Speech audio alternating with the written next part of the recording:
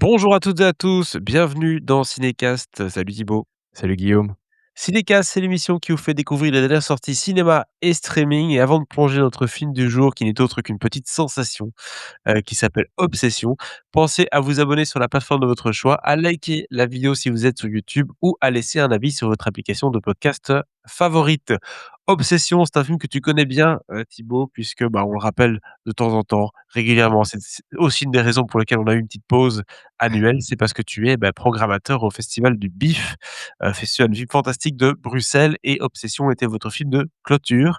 Et tu m'as dit, ça a fait un tabac, la salle était remplie, peut-être, en présage du succès du film puisque, bah, c'est un des énormes succès du box-office, actuellement, 700 000 € ou 700 000 de budget pour, 70 millions de recettes. Donc, on est sur un fois 100. C'est des chiffres que mon patron, envierait, et beaucoup à mon avis d'entre eux.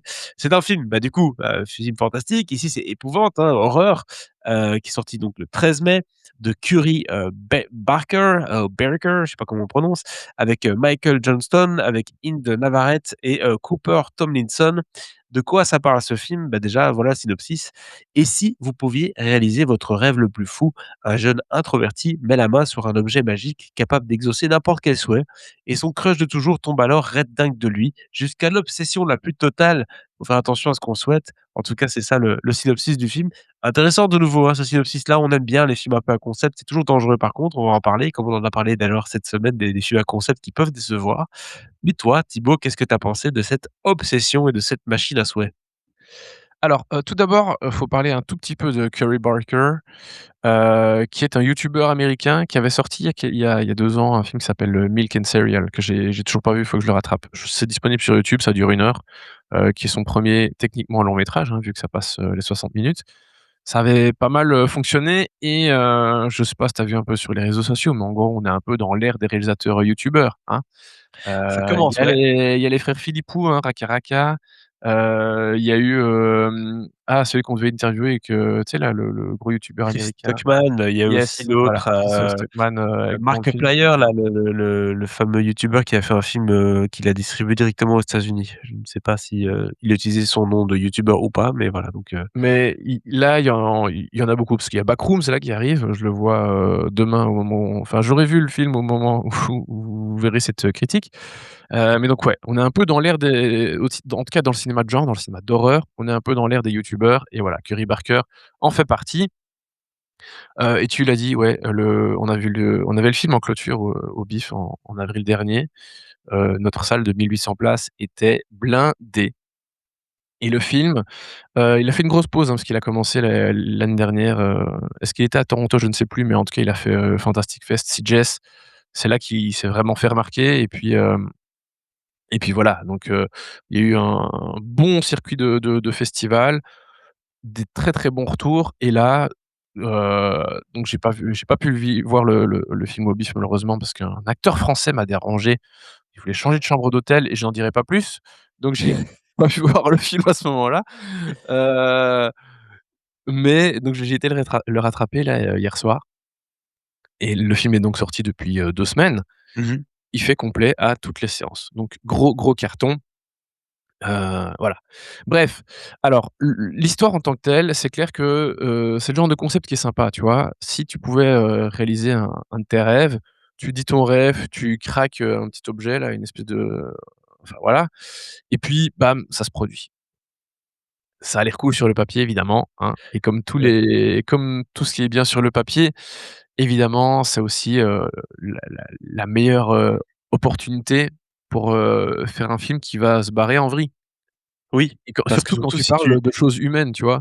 surtout si tu demandes, sans doute que quelqu'un tombe raide dingue de toi. Bah oui, Parce que si tu dis juste que je veux qu'elle soit amoureuse de moi, c'est pas la même chose que dire raide dingue forcément. Faut faire attention à ce qu'on dit, hein. exactement, enfin, alors il dit pas exactement ça, mais tu vois, si quelqu'un dit: «Ah, je veux 1 milliard de dollars», bah, c'est quand même un peu moins risqué. Quand tu parles de choses qui vont impliquer des sentiments humains et peu importe, des choses qui concernent l'humain, bien sûr que ça va pas aller. Donc c'est un concept qui est très bien parce que ça va vite, vite se barrer en couille. Il y a plein de trucs très bizarres. Il y a plein de scènes qui sont assez chocs et pour moi, le gros point fort du film, c'est clairement la mise en scène du film. Alors déjà, il a fait un ratio d'images qui est, de 1,50, ce qui fait que tu as des barres noires sur le côté de l'écran, pas au-dessus et en dessous, c'est pas un format flat, c'est vraiment un format un peu plus vertical, qui est donc beaucoup plus centré sur, les personnages, qui est plus centré sur, voilà, une certaine verticalité. Ce qui est intéressant aussi pour jouer sur, ce qui est à l'avant-plan et un peu à l'arrière-plan sans, voilà, faire un format scope, pardon, enfin, tu vois? Oui, je comprends. C'est la vision est beaucoup plus intéressante pour un film d'horreur, en tout cas ce que Curry Barker veut faire. C'est un très bon choix de ratio d'image. Il joue beaucoup sur les plans fixes et là tu te dis: «Ah ouais, bah, mise en scène assez, minimale», mais ce qui est très intéressant, c'est qu'il laisse beaucoup ses plans durer. Parfois à l'excès, ce qui fait que ça crée beaucoup d'inconfort.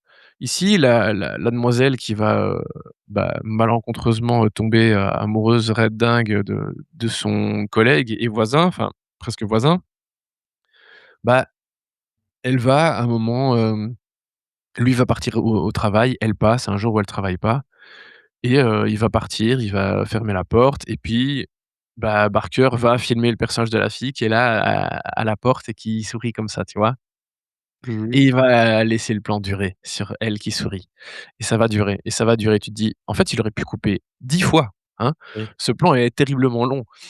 Mais c'est génial parce que ça te crée vraiment beaucoup d'inconfort et il fait ça L'angoisse, bien à sûr, oui. différents niveaux, ce qui crée, ce qui crée quand même une tension et vraiment je voyais les gens autour de moi, dans la salle, ça réagissait bien, genre, ils étaient vraiment mal à l'aise et se dire: «Ah mon Dieu, mais elle est cinglée cette meuf». Alors et bon, il faut pas oublier que c'est pas vraiment elle, hein, elle est comme quand même sous l'emprise bah, d'un charme, hein, quelque part, d'un sort, Oui, bien sûr, bien sûr.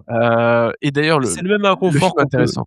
c'est le même inconfort qu'on peut ressentir, par exemple, si on est dans le métro et qu'il y a quelqu'un qui veut nous parler, on sent qu'il a bu et que cette personne, tu vois, elle te tient un peu la jambe comme ça, tu vois ce que je veux dire? Et tu peux Ouais avoir l'impression d'avoir envie de partir, en même temps, et tu c'est peux pas ça, en trop fait, partir. tu es un peu coincé dans une situation dont tu peux pas vraiment Exactement. sortir. Ouais. Voilà, voilà, c'est des situations un peu compliquées, quoi, tu vois? Où tu te sens très mal, quoi, et donc ça, c'est arriver à donner ça, dans une salle de cinéma, c'est toujours, Ouais, gagné. ouais. Non, mais c'est clair et ça fonctionne très bien. Hem, je trouve que tout le concept autour bah, de ce truc, en fait, c'est un petit une espèce de il va dans le personnage principal, il va dans un magasin avec, des colliers avec des pierres de cristal, enfin, tu sais, trucs de lune, machin, enfin, tu vois le bazar, hein, un truc un peu ésotérique, Ouais. bizarre, sorcière, enfin, tu vois le genre et il y a vraiment cette espèce de c'est comme une espèce de crackers, quoi, tu vois? Tu fais ton vœu, tu craques le truc et Ouais. il se réalise, quoi. Je trouve que tout le concept autour de ça fonctionne vachement bien parce que, hem, parce qu'en fait, le personnage qui est sous l'emprise est quand même un petit peu elle est toujours là quelque part. Elle est là coincée, et ça c'est quelque chose qui est quand même, souvent représenté au cinéma où, tu vois, tu as le démon qui a pris le dessus, mais la personne est toujours là à l'intérieur et donc il y a des moments où elle refait surface. Ça, c'est toujours intéressant et ça fonctionne bien parce que du coup, ça permet, de faire des changements, de ton et des changements de réaction et d'humeur du personnage qui sont très intéressants et notamment à la première soirée où vraiment le charme, va opérer. Heu, Vraiment pour les personnages, ça va être très, très bizarre, mais il va y avoir énormément de changements qui vont créer énormément d'inconfort et je trouve que toute l'évolution de ce truc de charme qui va être de plus en plus puissant et fonctionne vraiment bien et tout ce qui est, la sphère, des amis, la sphère du travail et cetera, Ouais. ça va bien, bien partir en couille et franchement ça fonctionne super bien et évidemment pour jouer, bah, tous ces différents changements d'humeur, bah, il faut une actrice qui soit au taquet et je trouve que Inde, Navarrete, elle est absolument géniale dans ce rôle parce qu'elle a une palette énorme de jeux et de choses différentes à jouer et à chaque fois elle s'en sort super bien parce que déjà elle est super flippante quand elle doit être flippante et super mignonne quand elle fait la copine, mignonne ou enfin la pote mignonne, qui a l'air, tu sais plein de bonne énergie et tout au début. Puis voilà, au niveau de tout ce qui est sourire, les moments où elle doit être un peu fixe et faire Mmh. des trucs, flippants, voilà, je trouve qu'elle s'en sort super bien. Je suis un peu moins fan du comédien principal, Michael Johnston, mais elle, vraiment je la trouve, absolument fantastique et elle est très bien mise en valeur, par la mise en scène de Curry Barker qui fait un super travail, quoi. Donc franchement, je trouve que c'est une très bonne surprise, ce Obsession. Qu'est-ce qui explique le succès du film, tu crois? Parce que souvent les films comme ça, Mmh. qui passent au bif ou des films d'épouvante qui ont un succès, c'est souvent parce qu'il y a un truc très choc. Je pense à Terrifier, des trucs comme ça où voilà, c'était ça a marché parce que, bah, voilà, c'est quelque chose qu'on voit rarement au cinéma d'horreur, un truc pareil. Là, qu'est-ce qui fait que ça marche autant à ton avis? Je sais pas, parce qu'il y a plein de films où je me dis: «Mais pourquoi est-ce que ça marche pas alors que c'est super et que ça va jamais sortir, en salle, ça va jamais sortir, enfin si, ça va peut-être sortir, en VOD dans certains pays», mais tu vois? Ici, bah, on a quand même alors on a un truc mainstream, mais en fait, qui est quand même filmé pas de Ouais, façon si mainstream que ça, donc je suis étonné et c'est vrai que le film ait autant de succès. Écoute, va savoir. Est-ce qu'il y a eu un super marketing sur les réseaux sociaux, que bon moi je l'ai pas vu, mais j'en sais rien, TikTok, va savoir et puis bon, ça peut aller vite, hein, le bouche à oreille, donc suffit que quelques jeunes, l'aient vu et puis on en parle quand même, hein, sur les réseaux sociaux, enfin je sur Twitter, je vois quand même que ça passe pas mal, que les gens en parlent pas mal, donc je suppose que ça en parle sur les autres réseaux sociaux et voilà, la machine est en route, les gens se un passent le phénomène mot quoi, venu un peu de et nulle part. et le film cartonne et Ouais. puis voilà, après, faut pas oublier, hein, le cinéma d'horreur, c'est un des cinémas qui fonctionne le mieux On va sans en doute me salle. répondre que, le réalisateur est très connu sur YouTube et que je ne le connaissais pas. Ça Mais c'est c'est vrai possible que aussi, mais bah, après, oui, je sais que son truc, Milk enfin, avait plutôt bien fonctionné, mais je pense pas que ce soit à cause de ça. très bien. Bon, en tout cas, voilà, c'était un film que tu as plutôt bien apprécié. Ouais. Quelle note tu lui donnes, Thibaut? Je donne un bon 3 étoiles, je voilà, je suis pas aussi enthousiaste que tout le monde qui adore et parce que j'ai vu beaucoup, hein, des 4 étoiles, des 4 étoiles et demie, les gens adorent le truc et je comprends. Voilà, moi je suis un poil plus mesuré parce que j'ai quand même eu du mal avec l'acteur principal et c'est vraiment mon plus gros point noir. Mais non, c'est un bon 3 étoiles et demie, hein, parce que j'ai d'ailleurs, ouais, j'ai mis 3 étoiles et demie sur mon Letterboxd hier. Mais ouais, c'est vraiment solide, c'est une proposition originale et j'aime bien le fait que quand comme je te disais, tu vois, c'est pas tout à fait mainstream dans la façon dont c'est filmé et de voir que ça plaît autant, bah, c'est quand même une bonne chose. Donc voilà, c'est très solide en tout cas au niveau de la mise en scène et je suis très curieux de voir ce que Curry Barker nous réserve pour la suite. Bah, écoutez, on est tous curieux de voir tout ça en tout cas. 3 étoiles et demie pour ce, film de Gary Barker, qui s'appelle donc Obsession. C'est déjà sorti au cinéma, donc n'hésitez pas à nous dire dans les commentaires ce que vous avez pensé du film, si vous étiez au bif, si vous avez pu regarder ça aussi et que, bah, voilà, peut-être que vous faites partie de la hype autour de ce film-là ou pas du tout, peut-être que ça vous en a déçu, on ne sait jamais. Abonnez-vous au podcast sur la plateforme de votre choix. On se dit à très, très bientôt pour de nouvelles critiques. Salut. Ciao, ciao.